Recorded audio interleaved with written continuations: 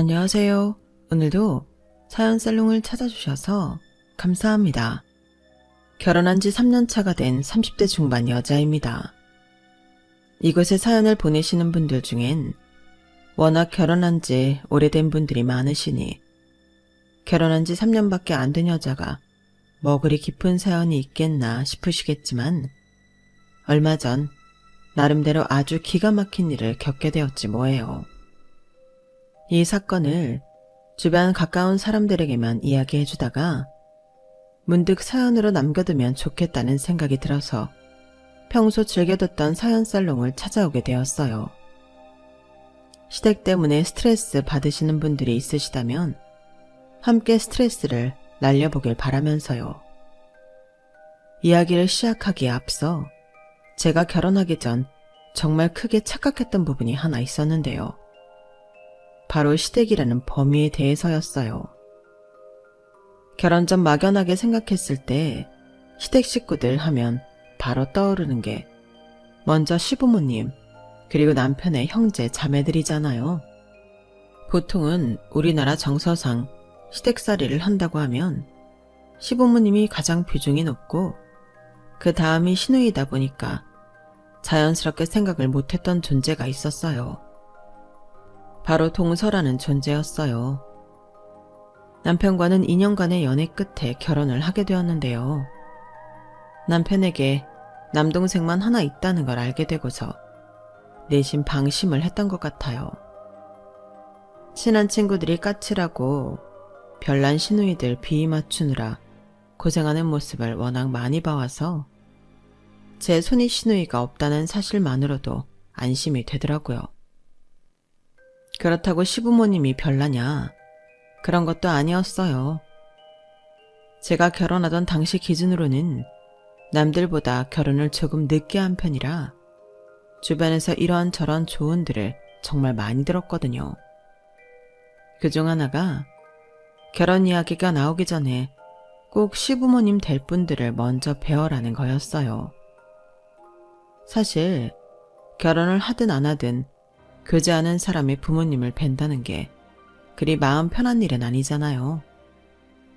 그래서인지 늘 기피하게 됐었는데 시부모님 될 분들을 먼저 뵙고 결혼을 하니 더 좋았다는 친구의 조언을 듣고 깊이 새기게 되더라고요. 시부모님 되실 분들이 좋은 분들이든 나쁜 분들이든 먼저 뵙는 게 큰 도움이 된다는 건 사실인 것 같아서 저도 꼭 그런 자리를 가져야겠다는 생각을 했어요. 남편과는 20대 끝자락에 만나서 결혼 이야기가 오가지 않을 수 없었기에 더더욱 그랬죠. 하지만 한편으로는 걱정이 되는 것도 사실이더라고요. 실은 제가 20대 내내 다니던 회사를 때려치고 남편을 만났을 즈음엔 제 공방을 준비하고 있을 때였거든요. 제품 디자인 관련 직무로 회사를 다니고 있었는데 원래 전공은 도예 쪽이었어요.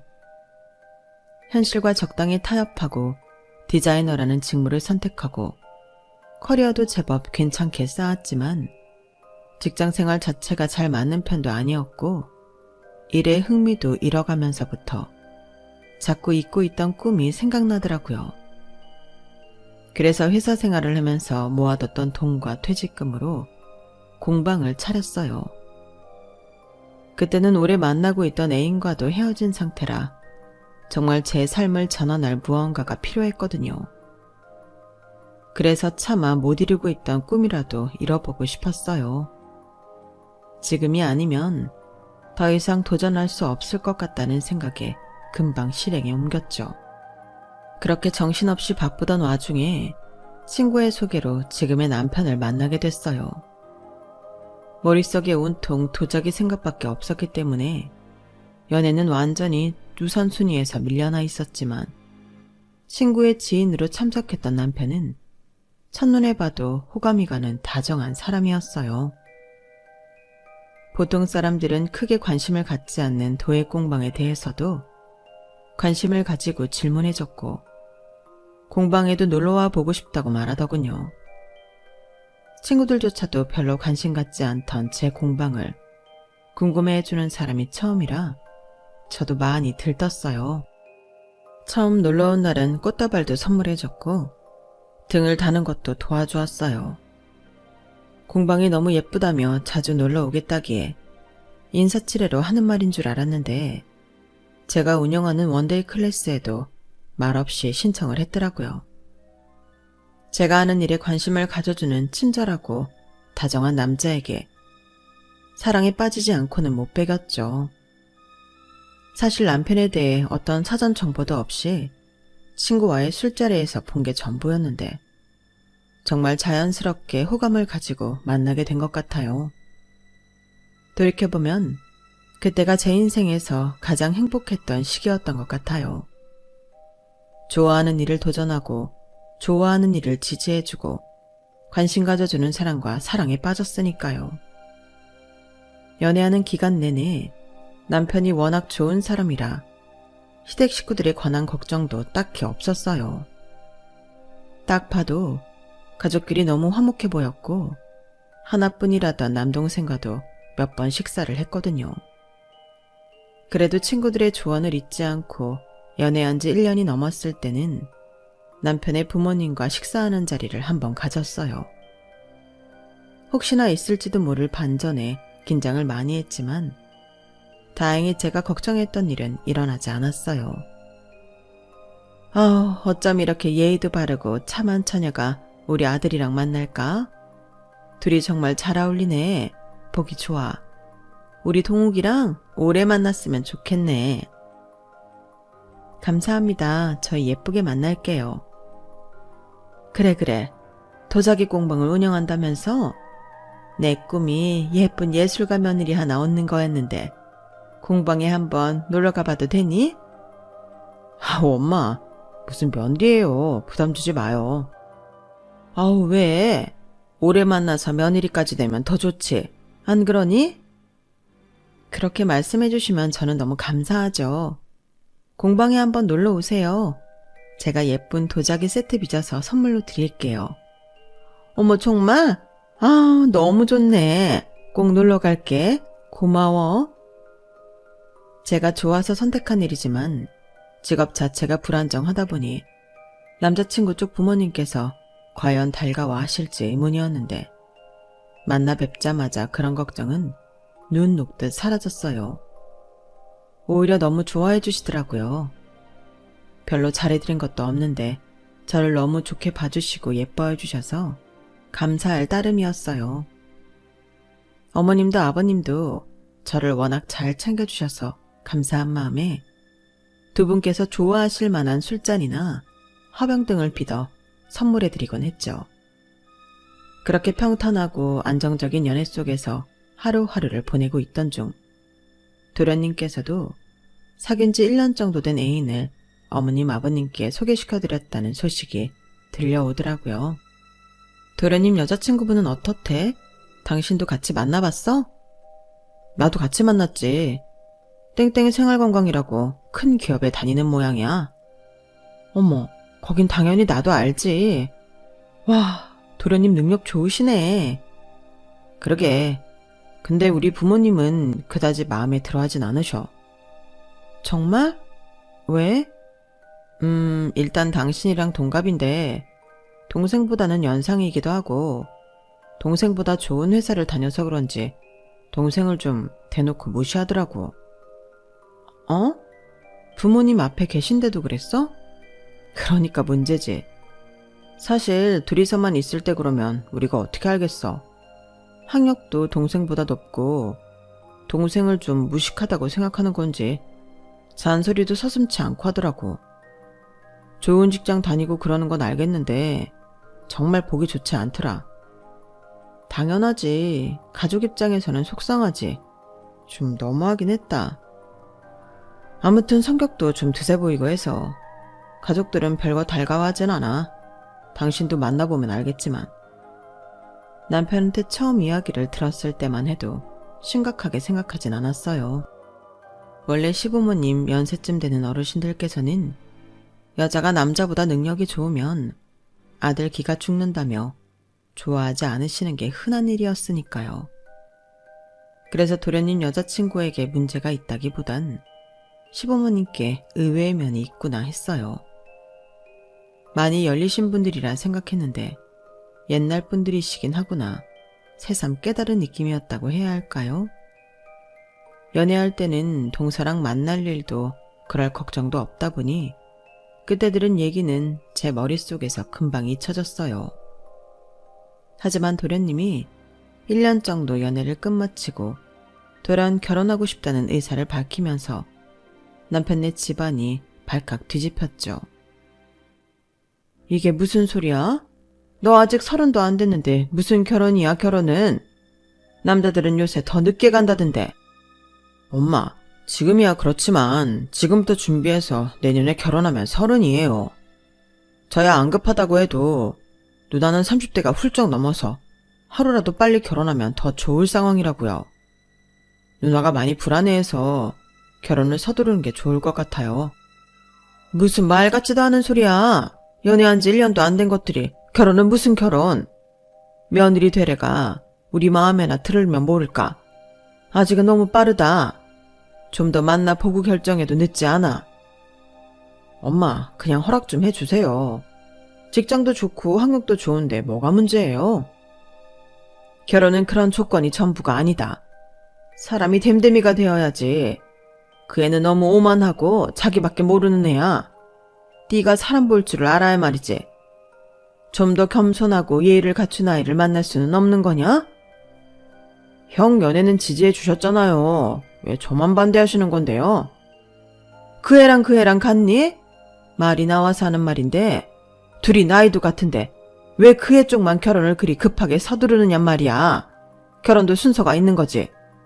니네 형이 결혼하기 전엔 절대 안 돼. 어머님 아버님께서 아무리 반대해도 도련님이 듣지 않자 급기야는 저희 핑계까지 대면서 도련님의 결혼을 막아보려 하신 모양이었어요. 저희 커플이 결혼을 하기 전까지는 절대 먼저 결혼하면 안 된다는 게 조건이었어요.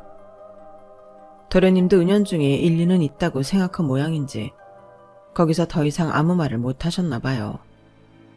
남편에게 그 소식을 전해 듣고 얼마 안 있은 후에 도련님께서 저희에게 상담 요청을 하더라고요.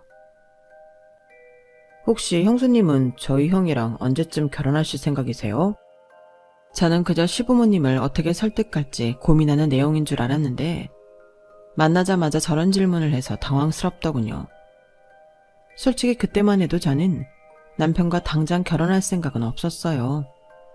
제 일을 하느라 바빠서 32살이라는 나이였지만 시간이 가는 줄도 몰랐고 체감상 그렇게 급하다는 생각이 들지 않았어요. 무언가를 시도하고 실패하고 또다시 도전하는 굴레의 연속이어서 결혼은 생각도 못하고 있었어요. 제 개인적인 욕심이긴 했지만 무리해서 공방을 차린 만큼 저희 가족에게도 주변의 제 꿈을 지지해준 사람들에게도 제 힘으로 무언가를 성취해내고 이 업계에서 제대로 자리 잡는 모습을 보여주고 나서 결혼하고 싶었거든요.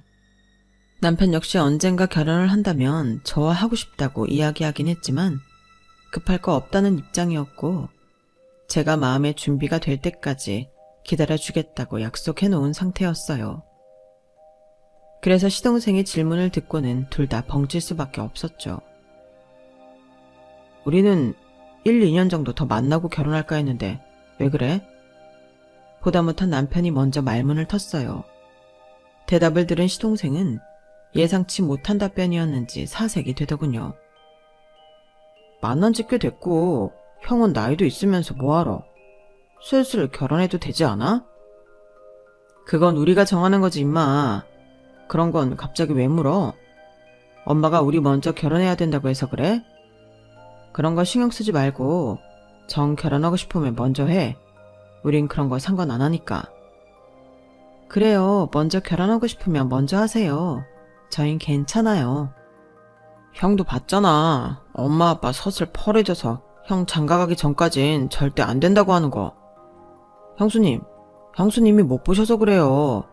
어차피 결혼하실 생각이시면 1, 2년 빨리 한다고 달라지는 것도 없잖아요. 오히려 돈도 빨리 모을 수 있고 좋으실 거예요. 다시 생각해 주시면 안 돼요? 도련님이 너무 애걸복걸 매달리시니 참 난처하더라고요. 결혼 날짜를 땡기는 거야 생각지 못한 일이긴 해도 크게 어려운 일은 아니었지만 저희도 저희만의 속도가 있는데 그런 부분에 대한 존중이나 배려는 전혀 없이 본인 속도에만 맞춰달라고 하니 난처했어요. 야, 이게 그렇게 떼쓴다고 될 일이야? 우리도 다시 이야기를 해봐야 하는 일이고 재수씨도 이 사람이랑 동갑이라며? 그렇게 급할 것도 없는 것 같은데 왜 이리 재촉이야? 너야말로 더 만나보고 결혼해도 되잖아. 니네 입장만 주장하기엔 우리도 할 말이 있는데. 사실 나도 그렇게 생각을 하긴 하는데 누나 쪽에서 너무 불안해하는데 어떡해. 당장 결혼 준비해도 1년이 걸리는데 확신을 주지 못하면 헤어지겠다잖아. 야, 그렇게 결혼할 사람이 필요해서 너랑 만나는 거면 너도 필요 없다고 해. 나는 누나가 필요 없지 않은데 어떡해. 나도 결혼하고 싶단 말이야. 그렇게 하고 싶으면 우리 상관없이 결혼을 하면 되잖아. 그렇게 막무가내로 결혼하면 우리 엄마 아빠가 시댁살이 엄청 시킬 거라고. 자긴 그럼 결혼 안 하겠다고 하는데 어떡해. 하참, 우리 결혼에 왜 그리 집착을 하나 했더니만 너 지금 재수씨 때문에 이러는 거구나? 남편은 뭐 이런 경우가 다 있냐며 노발대발했지만 전 그때만 해도 동서 입장을 같은 여자로서 대충 이해하기는 했어요. 저 나름대로는 아직 사람을 만나보기 전이라 최대한 좋게 생각하려고 노력을 했던 걸지도 모르겠네요.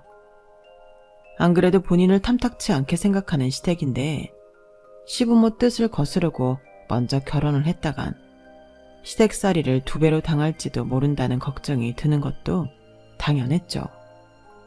그렇다고 결혼을 늦추기엔 저희가 언제 결혼할지 모르는데 아무런 대책 없이 무한정 저희만 기다리시며 결혼 시기를 늦추는 것도 불안했을 거라고 생각했어요. 그때 제 나이가 32이었으니 당시 그렇게 결혼하기 어린 나이는 아니었거든요. 저도 어느 정도 경제적 기반을 갖추고 있었더라면 진작 결혼을 생각하고도 남았을 나이였죠. 다만 저는 인생에서 너무 새로운 도전들을 하고 있었기에 염두에 두지 못했을 뿐이었죠. 그때서야 저도 제 미래에 대해 다시 생각해보게 되더군요. 제가 생각하는 성공에 가까워지기까지 얼마나 많은 시간이 남았는지도 모르는 일인데 이렇게 막연하게 결혼을 계속 미루고 있어도 되는 건가 싶더라고요. 아직 30도 되지 않은 도련님도 결혼하겠다고 난리인데 30대 중반이 된 남편 생각도 해야겠다 싶더라고요. 그래서 나름대로 긴 고심 끝에 남편에게 물었죠. 우리도 이제 결혼 준비할까? 뭐? 설마 내 동생 때문에 그래? 괜히 저 녀석 때문에 조급해할 필요 없어. 괜찮아. 뭐하러 우리가 쫓기듯 결혼해. 사실 어차피 결혼할 거면 하루라도 빨리 하는 게 낫다는 말도 많고 결혼 미룬다고 내가 언제 내 스스로 만족할 만한 위치에 갈지도 모르는 일이고 요즘은 좀 지치기도 해서 안정된 울타리를 만들면 좋을 것 같기도 해서 도련님 때문만은 아니야. 그때 열심히 한다고 했지만 워낙 요즘 사람들이 도자기에 관심이 없다 보니 매출은 늘 저조했어요. 공방 운영만 겨우 할 수 있을 정도의 매출로 몇 년째 버티다 보니 아무리 좋아하는 일이라도 살짝 지치더라고요. 모아놓은 돈도 거의 떨어져 가고 있을 때라 그 돈이라도 가지고 있어야 결혼은 겨우 할 수 있겠다 싶어서 이렇게 된 김에 우리 결혼을 땡겨보는 것도 나쁘지는 않겠다 싶었어요. 남편은 제 이야기를 듣더니 납득을 하더라고요. 그래, 사실 나야 당신만 마음의 준비가 되면 언제든 결혼하고 싶은 생각이었지. 내 동생 때문이 아니라 당신이 정말 원한다면 나도 결혼은 빨리 하고 싶어. 그렇게 해서 저희도 결혼을 예정보다 빨리 서두르게 됐어요. 도련님 쪽에선 당연히 너무나 좋아하셨죠. 형수님, 감사합니다. 이 은혜 절대 잊지 않을게요. 은혜는 무슨요. 저도 덕분에 제 상황에 대해서 다시 한번 생각해보는 계기가 됐어요. 내년 이맘때쯤으로 홀 잡아놨어요. 도련님 때도 늦지 않게 준비하세요. 기뻐하는 모습을 보니 별일 아닌데도 괜히 큰 일이라도 한 것 같고 덩달아 기분 좋더라고요. 그렇게 저희는 3개월 간격으로 결혼을 했어요.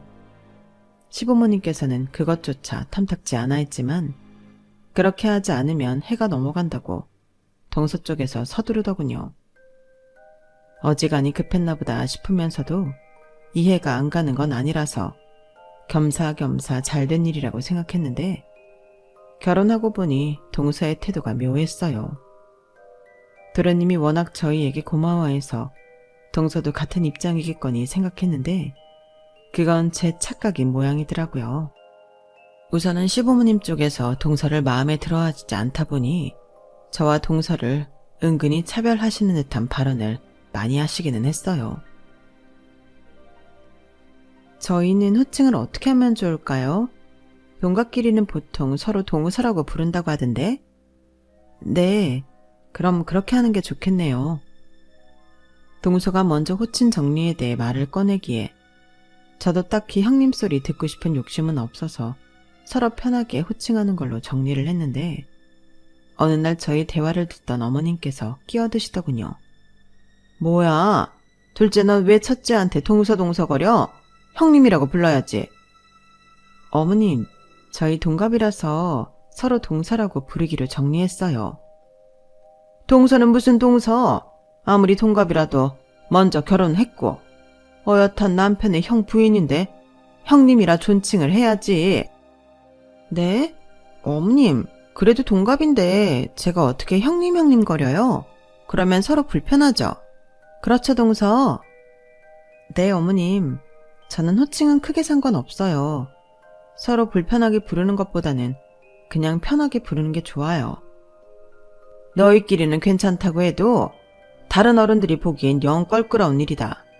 둘이 있을 때만 그렇게 호칭을 하든가 하고 적어도 다른 식구들이 있을 때는 예의를 지켜서 호칭하는 게 맞다. 알겠니? 네. 그전까지는 조금 어색하기는 했어도 별다른 문제는 없던 사이였는데 호칭이 형님으로 바뀌고 나서부터는 동서가 묘하게 저한테 틱틱거리는 느낌이 들더라고요. 아무래도 그 일 때문인 것 같아서 저도 신경이 쓰이고 불편해서 어머님께 따로 부탁도 드려봤어요. 어머님, 요즘은 호칭을 그렇게까지 하지 않으니 좀 이해해 주시면 안 될까요? 동서가 저를 형님으로 부르는 걸 많이 어색해하는 것 같아서요. 걔는 적당히 선을 그어놓지 않으면 날뛰레다. 호칭이라도 제대로 정해놔야지. 안 그러면 후회할 거야. 평소 제 부탁을 흔쾌하게 잘 들어주셔서 한번 따로 말씀을 드리면 귀 기울여 들어주시지 않을까 생각했는데 어머님께서는 의외로 단호하게 거절하시더라고요. 사실 이 부분만 빼면 저에겐 너무 좋은 시부모님이라 더 이상 부탁드리기도 못하더라고요. 처음에는 아무리 동서가 마음에 안 드셔도 이렇게까지 할 거 있나. 정말로 동서가 도련님보다 좋은 조건이라서 괜히 마음에 그러시는 건가? 혼란스러웠어요. 동서가 시댁에는 마음 붙일 곳이 하나도 없을 것 같아 안쓰럽기도 했고요. 그래서 동서를 나름대로 잘 챙겨주려고 만날 때마다 선물이나 상품 것도 챙겨주고 했죠. 처음 한두 번이야 딱히 돌려받을 생각 없이 챙긴 거지만 그렇게 서너 번이 넘어가니 정말 쓱 받기만 하는 동서가 좀 의아해지기 시작했어요. 그도 그럴 게 몇 번의 명절을 함께 보내게 되면서 동서가 본인 회사에 대해서 엄청난 자부심을 가지고 있는지 늘 자기 자랑을 했거든요. 얼마 전에 친구한테 여기 포도를 선물 받았는데 너무 맛있더라고. 동서랑 도련님도 좀 먹어보라고 챙겼어. 어머, 포도요? 아, 안 그래도 회사에서 명절 선물로 샤인머스켓을 보내줬는데 엄청나게 맛있더라고요. 그거 먹다 보니 일반 포도는 좀 맛없게 느껴지긴 하던데. 어쨌든 맛있다니까 잘 먹을게요. 회사에서 샤인머스켓도 보내줘? 회사 좋다. 그쵸? 이래서 여자건 남자건 대기업을 다녀야 한다니까요? 형님도 옛날엔 회사 다니셨다면서요. 왜 때려치신 거예요?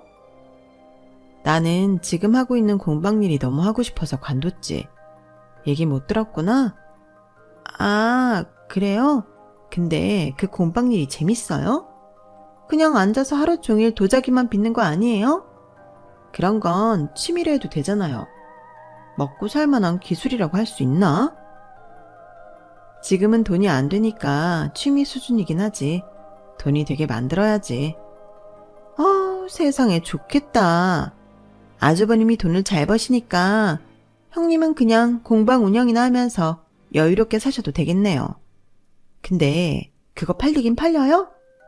요즘 누가 도자기를 그렇게 사나 싶어서요. 그렇게 잘 팔리진 않아. 그래서 취미 수준이라고 한 거잖아. 어머머, 맞다. 그러네요. 아니, 사실 저는 여자도 능력이 있어야 된다고 생각하거든요. 남자 능력에 기생해서 사는 여자들 진짜 별로라고 생각하거든요. 뭐라고? 그런데 형님 보고 생각이 바뀌었지 뭐예요. 진짜 부럽다. 그런 생각 드는 거 있죠? 그렇게 놀면서도 잡동산이나 하루에 한두 개 팔아도 시부모는 예술가라고 칭송해주지. 남편은 뻣빠지게 번 돈 갖다 바치지. 좀 무능력하긴 해도 남들 보기에 그럴듯해 보이는 일 하나 하면 적자가 나오든 어떻든 사람들은 잘 모르고 멋있다고 해주니까요. 그런 인생도 나쁘지 않아 보이네요. 동서, 그건 그냥 날 깔보는 말이잖아. 나한테 기분 나쁜 일 있으면 말을 해. 어머? 깔본 거 아니에요, 형님. 전 그냥 형님을 보면 제가 살아온 인생이 좀 허탈해서 그래요. 이런 대접 받으려고 그렇게 열심히 공부해서 좋은 기업 간 게 아닌데. 이런 조건으로 저보다 조건 안 좋은 남자한테 시집 오면 시댁에서 좀 떠받들어 줄 줄 알았더니 웬 잡상인 같은 일이나 하고 있는 형님을 더 대접해주고 있으니까 제 입장에서는 좀 화가 나서 그래요.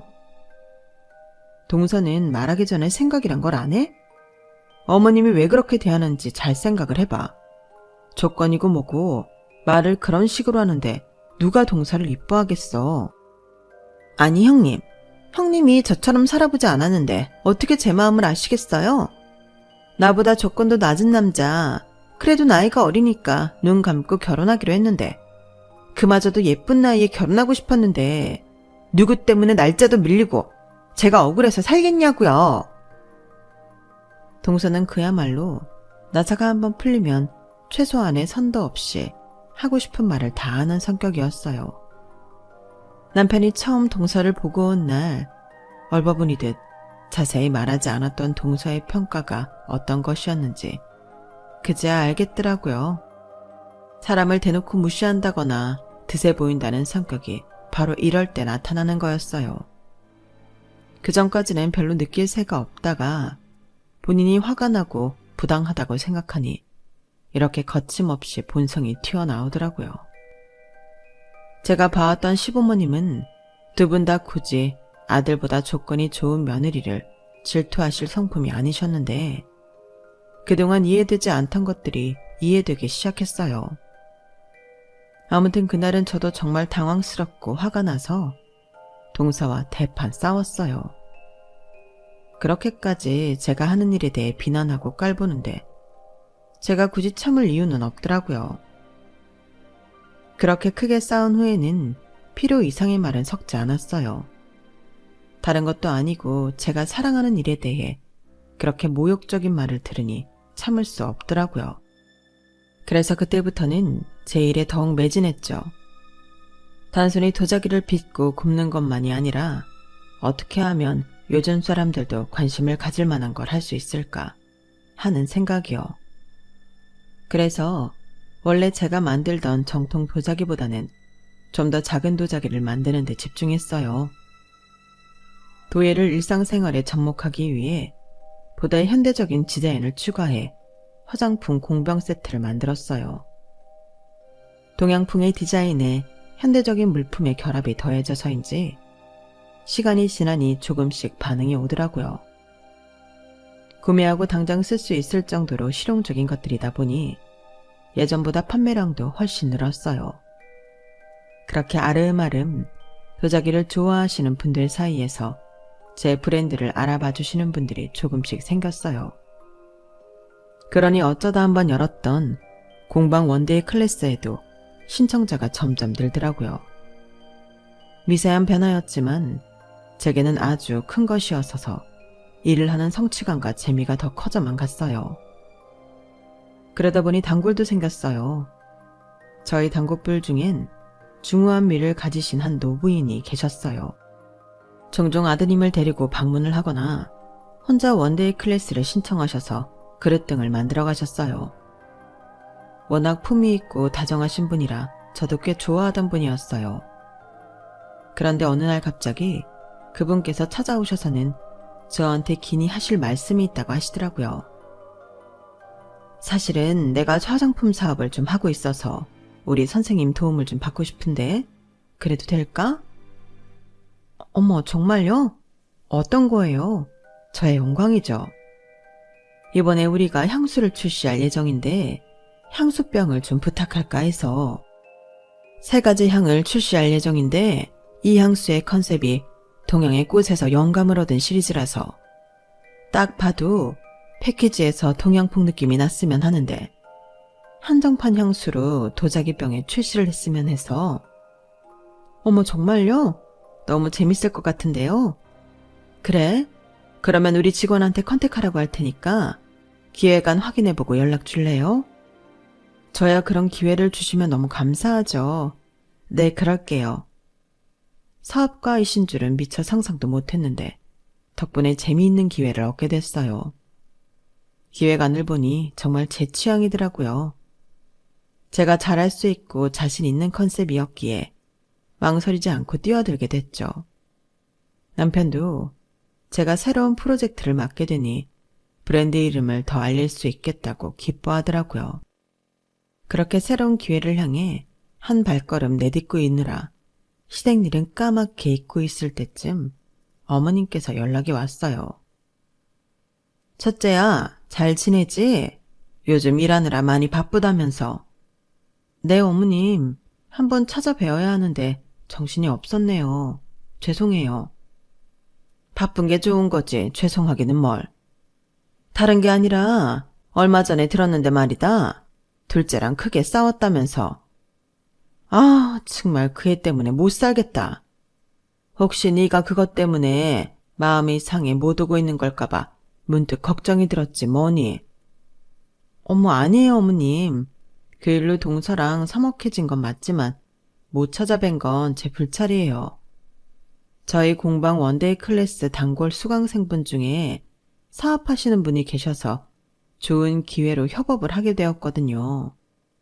일만 잘 마치면 자주 찾아뵐 수 있을 것 같아요. 어머나, 그래? 너무 잘됐다. 드디어 네가 하는 일이 빛을 보려나 봐. 우린 너 믿고 있었잖니. 워낙에 손재주도 좋고 감각도 뛰어나니 잘 해낼 수 있을 거야. 응원해 주셔서 감사해요, 어머님. 일 잘 마무리되면 제가 또 예쁜 도자기 세트 선물해 드릴게요. 아우, 말로만 들어도 고맙네. 그럼 바쁜 일 끝나면 연락 주렴. 네. 어머님과는 그 정도 안부 인사를 주고받고 그 뒤로는 정말 일에만 매달렸어요. 시댁에서도 제 사정을 아니 굳이 저를 찾지는 않으시더라고요. 그 점이 참 감사했어요. 나중에 계약서를 검토하면서 보니 제가 협업하는 회사는 놀랍게도 한국에서 이름만 들으면 다 아는 아주 큰 화장품 회사더군요. 이게 대체 무슨 우연인지 동서가 다니는 회사더라고요. 단골 손님이었던 분께서는 경영진 중 한 분이셨어요. 알게 된 순간부터 손이 벌벌 떨리더라고요. 제가 이런 반응일까봐 처음부터 숨기셨다고 웃으시며 분위기를 풀어주셨어요. 프로젝트가 마무리되고 출시만을 앞두고 있을 쯤이 되자 어느 정도 마음에 여유가 생겼어요. 소상공인 브랜드인 저희 도자기 브랜드와 유명 화장품 기업과 콜라보를 한다는 소문이 퍼지자 문의가 압도적으로 많이 들어왔고 적지만 직원도 몇몇 뽑게 되었죠. 그렇게 일이 한참 잘 풀리고 있던 어느 날 어머님께서 연락도 없이 갑자기 공방에 찾아오셨더라고요. 어머, 어머님, 연락도 없이 어쩐 일이세요?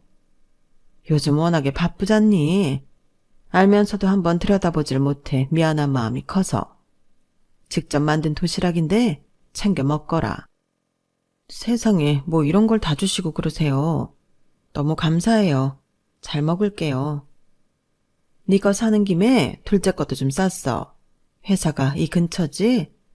전해주고 같이 먹을 수 있으면 같이 먹거라. 네? 동서랑요? 둘이 껄끄러워졌다는 건 알지만 그게 돌이켜보니 다 나 때문인 것 같다는 생각이 들더구나. 내가 둘째한테 잘해줬으면 둘째도 너에게 괜한 앙심을 품지 않았을 텐데. 내가 워낙 너만 예뻐했으니 둘째가 살아온 마음에 그러지 않았을까 싶어서. 어머님 때문 아니에요. 그냥 저희 둘 다 부족한 부분이 있어서 감정 싸움을 하게 된 거죠. 걱정시켜드려서 죄송해요. 어머님께서는 며느리들의 불화의 원인이 본인 때문이라고 생각하시는 것 같았어요. 원인이 전혀 아닌 건 아니지만 비단 그뿐만이었을까요? 애초에 동서의 이해심이나 인품이 거기까지밖에 되지 않았으니 저를 시기하고 못된 말도 서슴지 않고 해서 이렇게 된 것인데 말이에요. 하지만 이렇게 저희를 위해 손수 육첩 도시락까지 만들어서 화해의 시간을 만들어 보려고 하신 어머님의 의도에 정말 순수하게 감동했어요. 요즘 같은 세상에 정말 이런 시어머니가 어딨겠나 싶더라고요. 아무리 내가 둘째가 밉대도 그랬으면 안 되는 건데 내가 모자라서 생긴 일이다. 수습을 너한테 부탁하는 것도 참 미안하지만 그래도 가족이라는 게 평생 얼굴 마주보고 살아야 하는 것인데 이렇게 갈수록 대면대면해져서야 쓰겠니? 내가 부탁 좀 하마. 별로 그렇게 내키지는 않았지만 그동안 바쁘다고 시댁일을 소홀히 한 것도 있고 어머니 말씀대로 언제까지고 동서와 척을 지고 산다고 좋을 것도 없다는 생각이 들었어요. 그래서 어머님이 싸주신 도시락을 들고 동선의 회사로 향했죠. 동선의 회사가 저희 공방이랑 가까이에 있었거든요. 딱 직장인 점심시간 때쯤이라 건물 밖으로 많은 사람들이 오가고 있더라고요. 그래서 동서한테 바로 전화를 했는데 동서가 전화를 받지 않더라고요. 충분히 예상했던 일이라 문자를 남겼어요. 동서, 지금 나 회사 앞이야. 중요하게 할 이야기가 있어서 왔는데 잠깐만 시간 내줄래? 하지만 동서는 묵묵부답이더라고요. 2통 정도 전화를 더한 뒤 받지 않길래 건물로 들어가려고 하는데 입구서부터 외부인 출입 금지라며 거부를 당했어요. 잠깐 전해줄 게 있어서 그래요. 여기 맡겨놓으시면 전해드리겠습니다. 순간 내가 왜 이렇게까지 해야 되나 억울해서 도시락을 맡겨놓고 가버릴까 싶었지만 어머님께서 힘들게 손수 싸주신 보람이 없을 것 같았어요. 먹다 체하든 말든 동서랑 한 끼는 먹고 얘기를 좀 해봐야겠다 싶어서 다시 동서에게 문자를 보냈죠. 바쁘면 잠깐 전화라도 해줘. 전해줄 게 있어서 그래. 그렇게 앞에서 경비와 실랑이를 벌이고 있는데 익숙한 뒷모습이 보이더라고요. 동서, 뭐예요 형님? 그래 나야. 왜 이렇게 연락을 안 받아? 형님이야 차단한 지 오래됐죠. 우리가 뭐 이렇게 인사 주고받을 사이는 아니잖아요? 그래도 무슨 급한 연락이 있을 수 있는데 무슨 차단까지 했어. 됐고 여긴 왜 오셨어요? 촌스럽게 그 보따리는 또 뭐예요? 설마 우리 회사에 도자기 팔아보려고 왔어요? 도시락이 보따리에 들어있어서 도자기로 착각한 모양이었어요. 뭐라고? 그런 게 아니라 여기요 경비! 이 잡상인 좀 내쫓아주세요. 우리 회사 건물 경비 진짜 삼엄한데? 잡상인이 어떻게 들어와 있대? 동서, 잡상인이라니. 그게 아니라 동서랑 밥 한 끼 하려고 온 거야. 이거 어머님이 우리 공방까지 순수 가져다 주셨어. 동서랑 먹으라고. 이렇게까지 싫어할 줄 알았다면 나도 안 왔을 텐데. 진짜 해도 너무한다. 그래, 그럼 이것만 전해주고 그냥 가볼 테니까 먹던지 말던지 알아서 해. 동서에게 보따리를 쥐어주고 가려는데 갑자기 뒤에서 무언가 우당탕 하는 소리가 들리더군요. 뒤를 돌아보니 도시락을 바닥에 던지듯 떨어뜨려 도시락 통이 바닥에 나뒹굴고 있었어요. 어머, 도자기인 줄 알았는데 진짜 도시락이었네? 도자기였다면 다 부서지고도 남았을 거였어요. 바닥에 어머님께서 싸주신 반찬들이 굴러다니는데 정말 화가 나서 참을 수가 없더라고요. 동서, 진짜 제정신이야? 말 그대로 눈이 뒤집혀서 동서한테 달려들려는데 누군가 저를 잡았어요. 돌아보니 그 임원뿐이더라고요. 이 사람이 전에 선생님이 말했던 그 사이 안 좋은 동서예요? 전무님. 아, 죄송합니다. 소란스럽게 굴어서요. 얼른 정리하고 나가보겠습니다. 세상에, 시어머님께서 솜씨가 좋으신 것 같은데 아깝게 됐네. 그때 말했던 동서가 우리 회사 직원인 줄은 몰랐는데 왜 말 안 했어? 네? 아, 말씀드려도 어떻게 할 수는 없으니까요. 괜히 이런 걸로 피곤하게 해드리기도 싫고요. 아니지, 말했어야지. 우리 회사는 능력이 첫째로 중요하지만 그에 못지않게 인성도 중요하게 여기는 회사인데 어머님이 싸주신 도시락 같이 먹자고 들고 온 형님을 잡상인 취급하면서 저러는 건 우리 회사 직원으로서 너무 창피한데? 능력이 많이 좋으신가? 뭔가 오해가 있으신 것 같은데 전무님. 그나저나 저희 형님이랑은 어떻게 하시는 사이세요? 몰랐나 보네.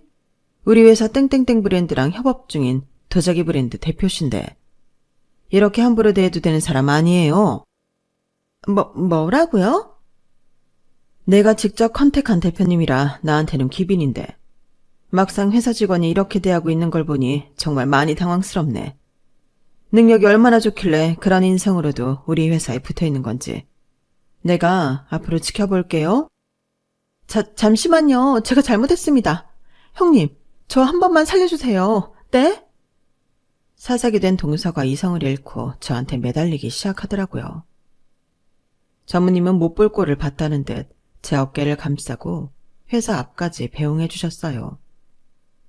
여기까지 왔는데 아쉽네. 공방으로 갈게요. 감사합니다. 덕분에 처음으로 체면이 서봤네요. 감사하긴 진짜 본인 능력으로 여기까지 올라온 거면서 새삼스럽게. 도움이 됐다니 기분은 좋으네. 제 어깨를 툭툭 두드려주시고는 다시 회사로 들어가셨어요. 몇 개월 뒤 동서가 회사에서 잘렸다는 소리가 들리더라고요. 동서가 추진했던 프로젝트가 적자가 나서 모든 책임을 동서가 쓰게 된 모양이었어요. 힘을 쓰셨는지는 알 수 없는 부분이지만 결국은 회사에서 보였던 모습 때문에 직장 동료들에게도 신뢰가 많이 떨어진 모양이더라고요. 정말 제 할 일을 열심히 했을 뿐인데 이렇게 은인도 만나고 저를 못살게만 굴던 동서도 퇴치하게 되니 기분이 이상하네요. 권선징악을 믿지는 않았는데 이런 걸 보면 정말 그런 게 있긴 한가 봐요. 아무튼 그날 이후로 동서는 업계 평판이 꽤 안 좋았던 모양인지 아직도 번번이 실패하고 백수가 돼서는 제 눈도 못 마주치고 살아요. 저는 동서가 그리 자랑스럽게 여기던 회사와의 협력이 성공적으로 마무리되어 2차 협업 제안 받았고요. 이렇게 전세가 역전될 거라고는 상상도 못했는데 정말 세상 일은 살아봐야 아는 거라는 생각이 드네요. 제 사연은 여기까지입니다. 들어주신 모든 분들의 하루하루가 정말 행복하기를 바랍니다. 건강하세요. 여러분, 사연 댓글에 응원과 현명한 조언 부탁드려요. 좋아요와 구독은 저에게 큰 힘이 됩니다. 오늘도 좋은 일 가득하세요.